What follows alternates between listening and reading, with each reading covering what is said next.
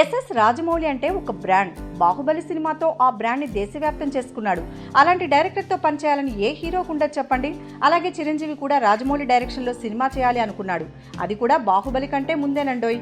దానికోసం రాజమౌళికి 30 కోట్ల remuneration offer చేసినట్లు టాక్. అది చిరు 150వ సినిమా కోసమట.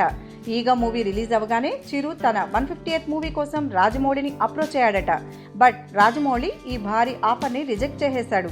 అప్పటికే బాహుబలి ప్రీ ప్రొడక్షన్ వర్క్ మొదలైపోవడంతో రాజమౌళి నో చెప్పాడు. ఇక చిరుకు సారీ చెప్పి అదే విషయాన్ని వివరించాడట రాజమౌళి. దీంతో రాజమౌళి భారీ ప్రాజెక్ట్ బాహుబలికి ఆల్ ది బెస్ట్ చెప్పాడు చిరు. అలా చిరు 150వ సినిమా రాజమౌళికి మిస్ అయింది.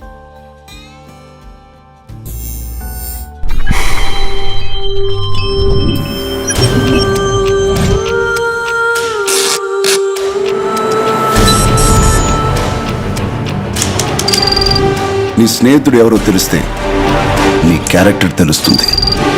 నీ శత్రువు ఎవరో తెలిస్తే నీ